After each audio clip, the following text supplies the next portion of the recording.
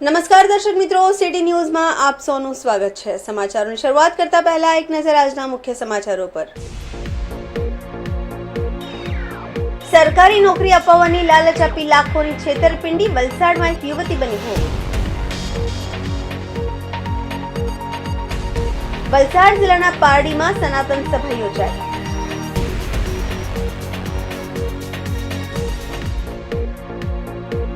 ઉમરગામમાં દુકાનદારે દુકાનમાં જ કર્યો અપઘાત।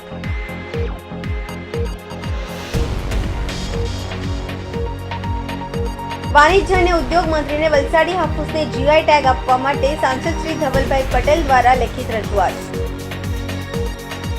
હવે સમાચાર વિગતવાર જોઈએ। સરકારી નોકરી અપાવવાની લાલચ આપી લાખોની છેતરપિંડી, વલસાડમાં એક યુવતી બની ભોગ। ભગીરથસિંહ ગોહિલ નામના વ્યક્તિ વિરુદ્ધ નોંધાઈ ફરિયાદ। સોશિયલ મીડિયા મારફતે આરોપીએ યુવતી સાથે મિત્રતા કરી હતી। 1 લાખમાં તલાટી કમ મંત્રીની નોકરી અપાવવામાં લાલચ આપી હતી। અલગ અલગ બહાને 2.10 લાખ રૂપિયા આરોપીએ યુવતી પાસેથી પડાવ્યા હતા। પરીક્ષા બાદ યુવતીનો નંબર ન આવતા યુવતીએ રૂપિયા પરત આપવાની માંગ કરી હતી। આરોપીએ અત્યાર સુધી માત્ર 45,000 રૂપિયા જ યુવતીને પરત કર્યા છે। યુવતીની ફરિયાદના આધારે સિટી પોલીસે આરોપી ભગીરથસિંહ ગોહિલની ધરપકડ કરવામાં આવી છે।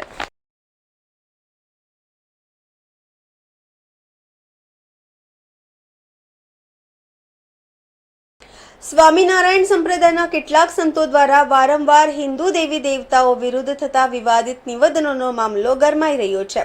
રાજ્યભરમાં વિવાદિત નિવેદનો કરતા આવા સ્વામિનારાયણ સંપ્રદાયના સંતો વિરુદ્ધ લોકોમાં રોષ વ્યાપી રહ્યો છે।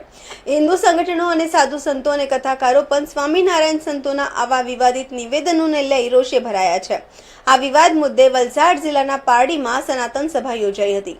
વલસાડ જિલ્લાના પારડીમાં સનાતન સભા યોજાઈ હતી, જેમાં જિલ્લાના જાણીતો સંતો, મહંતો, કથાકારો, ભૂદેવો સહિત હિન્દુ સંગઠનના અગ્રણીઓ પણ ઉપસ્થિત રહ્યા હતા। બેઠક બાદ વલસાડ મુખ્યમંત્રીને સંબોધી સ્વામિનારાયણ સંપ્રદાય સંતો દ્વારા હિન્દુ દેવી દેવતાઓ વિરુદ્ધ થઈ રહેલ વિવાદિત નિવેદન અટકાવવામાં આવે તેવી માંગ સાથે કલેક્ટરને આવેદનપત્ર સોંપવામાં આવ્યું હતું। મહત્વપૂર્ણ છે કે છેલ્લા કેટલાક સમયથી સ્વામિનારાયણ સંપ્રદાયના કેટલાક સંતો દ્વારા તેમની કથાઓ અને પ્રવચનોમાં સનાતન ધર્મના આરાધ્ય દેવ એવા દેવોના દેવ મહાદેવ, ભગવાન શ્રી કૃષ્ણ, દ્વારકાધીશ અને સનાતન ધર્મમાં આરાધ્ય મનાતા અને પૂજતા અન્ય દેવી દેવતાઓને સ્વામિનારાયણ સંપ્રદાય દ્વારા ખૂબ જ નીચા બતાવવામાં આવે છે અને પોતાનું સંપ્રદાય વધુ ચડિયાતો હોવાનું લોકોને સંભાળવામાં આવે છે। આથી આવા વિવાદિત નિવેદનો કરતા સંતો સામે રોષ વ્યાપી રહ્યો છે। ત્યારે વલસાડ જિલ્લામાં પણ હવે સ્વામિનારાયણ સંપ્રદાય દ્વારા હિન્દુ દેવી દેવતાઓના થયેલા અપમાન અને વિવાદિત નિવેદનો અટકાવવામાં નહીં આવે તો આગામી સમયમાં આ મામલે ઉગ્ર પ્રત્યાઘાત પણ પડશે તેવી પણ ચીમકી આપી હતી।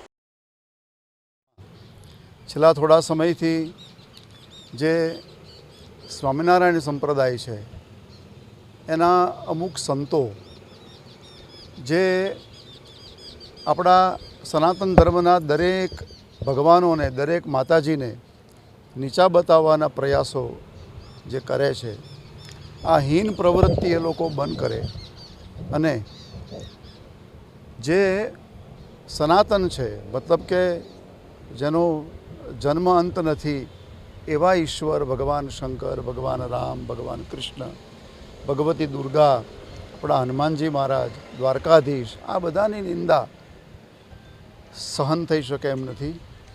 અમે જેની ઉપાસના કરીએ છીએ એની તમે નિંદા કરો તો એક સ્વાભાવિક છે કે સમાજ, સનાતન સમાજ એનાથી નારાજ થાય, આક્રોશ જન્મે।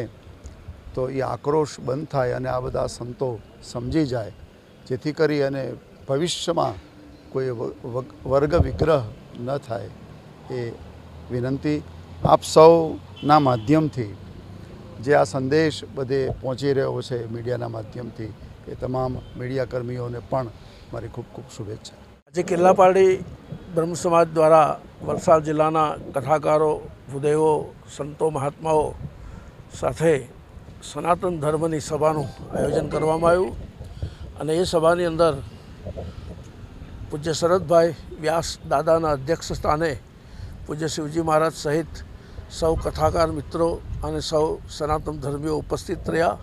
અમારો એક જ હેતુ હતો કે અમારા હિન્દુ દેવ દેવતાઓ ઉપર જે એક સંપ્રદાય દ્વારા આક્રમણ કરવામાં આવી રહ્યું છે.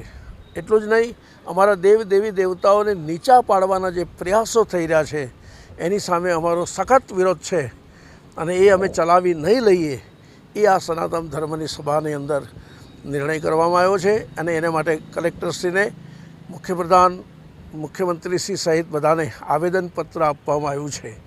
બસ સનાતન ધર્મ સદૈવ સત્ય છે એ સિદ્ધાંતને સાબિત કરવા માટે અને જે મેં તો ત્યાં સુધી કહ્યું છે કે આ સનાતન ધર્મને વિધર્મીઓએ જેટલું નુકસાન નથી કર્યું એટલું અધર્મીઓએ કર્યું છે. આ અધર્મીઓ આ નુકસાન કરી રહ્યા છે. સ્વદેશી લોકોનું અસ્તિત્વ પૂરું કરવા માટે જનરલ ડેવલપમેન્ટ રૂલ્સ 2023ના મુજબ કાળો કાયદો બનાવીને જૂનો મકાનો અને દુકાનો તોડી પાડવાના આદેશનો વિરોધ કરવામાં આવી રહ્યો છે. जो प्रेस कॉन्फ्रेंस रखी गई उसके बारे में जो आज की प्रेस कॉन्फ्रेंस रखने का पर्पस ये था कि दादरा नगर हवेली कांग्रेस कमेटी की ओर से कि दादरा नगर हवेली में एक बहुत ही महत्वपूर्ण बिंदु आप लोगों के माध्यम से प्रदेश की जनता तक ये बात पहुँचे और यहाँ हमारे जनप्रतिनिधि शायद उनको नहीं पता है तो वो भी जाने इस चीज़ को लेकर कि अभी एक ऐसा काला कानून लाया गया है प्रशासन द्वारा. इस कानून के तहत हम देखेंगे कि Dadra Nagar Haveli general development rules 2023 के तहत एक ऐसी गाइडलाइन इन लोगों ने तय कर दी है कि अब तक जितने भी दादरा नगर हवेली में बाप दादा जमाने से जो घर दुकान रूम जो भी बने हैं प्रशासन ने उसको अवैध अनऑथराइज घोषित कर दिए हैं. ये इतना बड़ा मसला है कि हमारे अंग्रेज पोर्टुगीज समय से पहले भी जो घर बने हैं वो तमाम चीज़ें अनऑथराइज घोषित की गई है.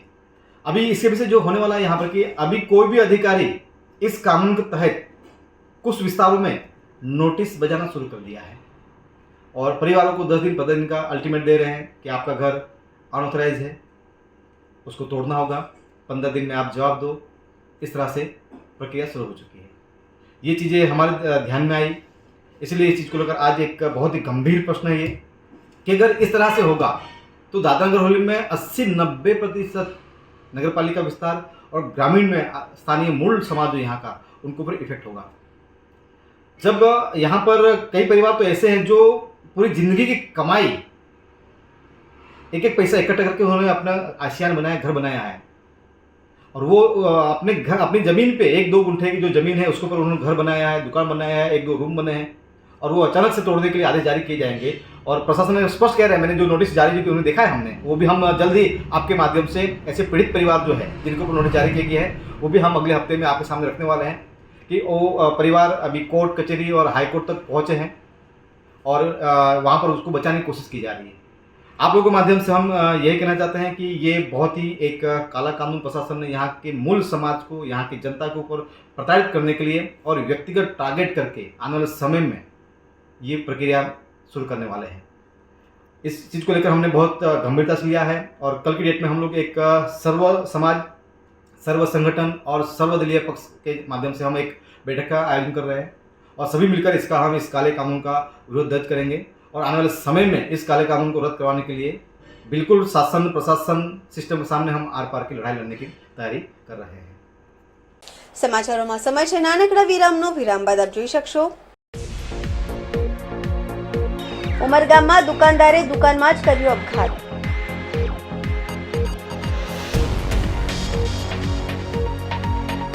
વાણિજ્ય અને ઉદ્યોગ મંત્રીને વલસાડી હાફૂસને જીઆઈ ટેગ આપવા માટે સાંસદ શ્રી ધવલભાઈ પટેલ દ્વારા લેખિત રજૂઆત.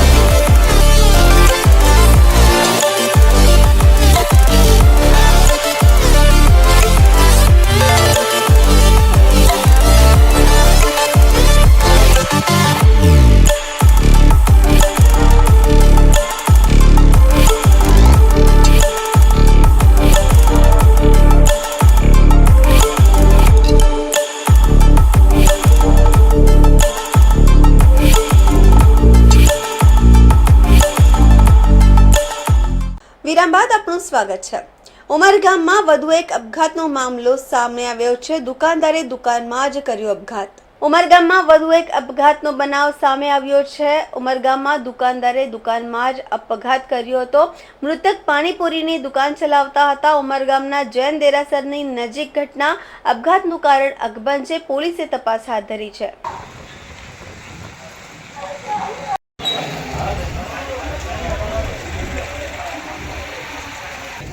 એનો નાનો ભાઈ છે ને સીટ પેલી સીટ પાછળની સીટ પેલી સીટ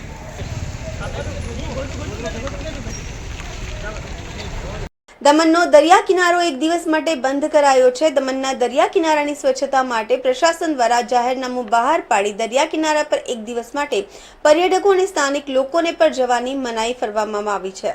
આવતીકાલે 29 તારીખે પ્રશાસન દ્વારા દમણના દરિયા કિનારા વિસ્તારમાં સઘન સ્વચ્છતા ઝુંબેશ હાથ ધરવામાં આવશે। શનિવારે સવારથી જ સાંજ સુધી કિનારા વિસ્તારની સાફ સફાઈ થશે। આથી સ્વચ્છતા અભિયાનમાં કોઈ અડચણ ન આવે તે માટે પ્રશાસન દ્વારા જાહેરનામું બહાર પાડી 29 તારીખે સવારથી જ સાંજ સુધી આ કિનારાને બંધ કરવામાં આવે છે। મહત્વપૂર્ણ છે કે અઠવાડિયાના શનિ અને રવિના દિવસો દરમિયાન દમણના દરિયા કિનારા પર પર્યટકોનો ઘસારો રહે છે। મોટી સંખ્યામાં પર્યટકો પરિવાર સાથે અહીં શનિવાર અને રવિવારે પહોંચતા હોય છે। એવા સમયે પ્રશાસન દ્વારા સ્વચ્છતા ઝુંબેશના નામે દરિયા કિનારેને બંધ રાખવાના આદેશ કરતા હવે દમણમાં આવતા પર્યટકોએ શનિવારે એક દિવસ પરેશાનીનો સામનો કરવો પડશે। સમાચારોમાં ફરી સમય છે નાનકડા વિરામનો। વિરામ બાદ આપ જોઈ શકશો વાણિજ્ય અને ઉદ્યોગ મંત્રીને વલસાડી હાફૂસને જીઆઈ ટેગ આપવા માટે સાંસદ શ્રી ધવલભાઈ પટેલ દ્વારા લેખિત રજૂઆત।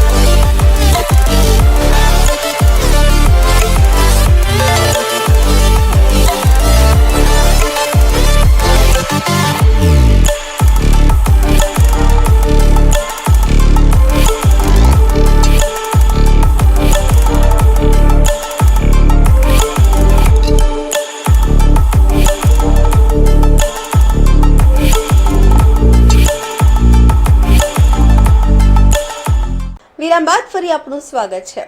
દેશના વાણિજ્ય અને ઉદ્યોગ મંત્રી શ્રી પિયુષ ગોયલને વલસાડી હાફૂસને જીઆઈ ટેગ આપવા લોકસભાના દંડક વલસાડ ડાંગના સાંસદ શ્રી ધવલભાઈ પટેલે લેખિત રજૂઆત કરી છે।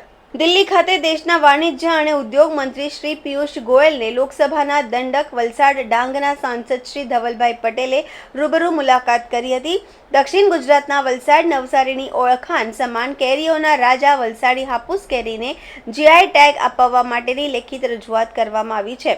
અત્રે ઉલ્લેખનીય છે કે અગાઉ દક્ષિણ ગુજરાતના વલસાડ અને નવસારી જિલ્લાના ખેડૂત મિત્રોએ આ અંગે કેન્દ્ર સરકારને રજૂઆતો કરી હતી, જે પડતર પ્રશ્નો અંગે સાંસદ શ્રી ધવલ પટેલે વાણિજ્ય અને ઉદ્યોગ મંત્રીશ્રીને રૂબરૂ મુલાકાત કરી ભારપૂર્વક જીઆઈ ટેગ આપવા માટેની લેખિત અને મૌખિક રજૂઆતો કરી હતી।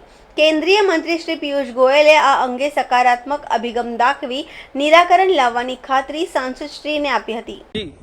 તમે જેમ જાણો છો કે આપણા દક્ષિણ ગુજરાતની વલસાડની હાફૂસ કેરી પૂરા દેશ અને દુનિયામાં પોતાના સ્વાદ માટે, પોતાની ક્વોલિટી માટે વિશ્વ પ્રખ્યાત છે અને એના માટે આને જીઆઈ ટેગ મળે એ બહુ જરૂરી છે.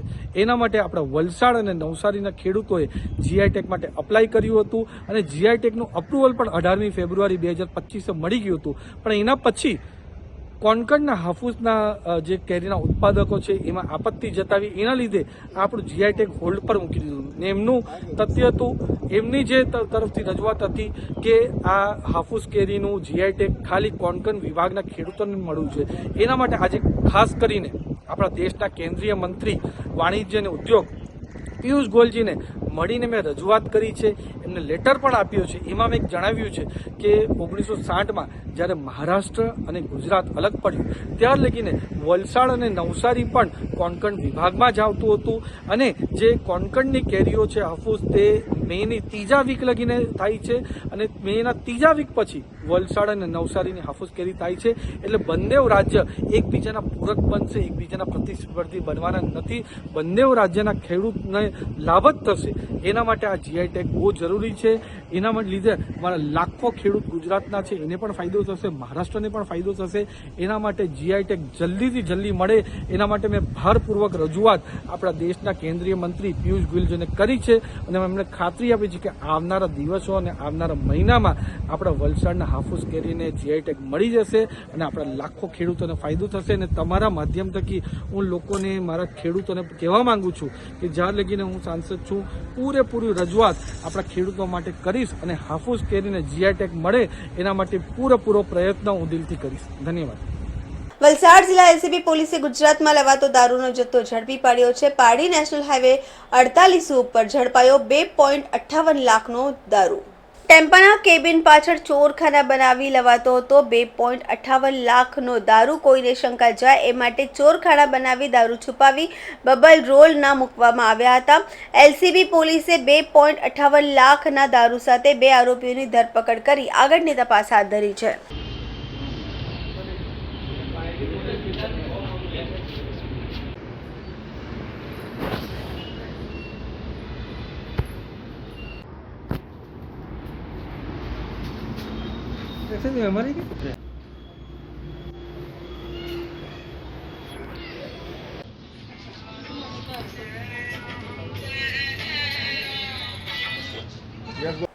સમાચાર પૂરા કરતા પહેલા એક નજર આજના મુખ્ય સમાચારો પર. સરકારી નોકરી અપાવવાની લાલચ આપી લાખોની છેતરપિંડી. વલસાડમાં એક યુવતી બની ભોગ. વલસાડ જિલ્લાના પારડીમાં સનાતન સભા યોજાઈ.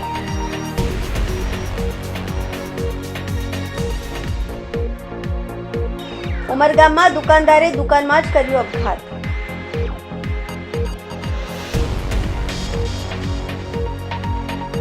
વાણિજ્ય અને ઉદ્યોગ મંત્રીને વલસાડી હાફૂસને જીઆઈ ટેગ આપવા માટે સાંસદ શ્રી ધવલભાઈ પટેલ દ્વારા લેખિત રજૂઆત. તો આ હતા અત્યાર સુધીના સમાચાર. જોતા રહો સિટી ન્યૂઝ. નમસ્કાર.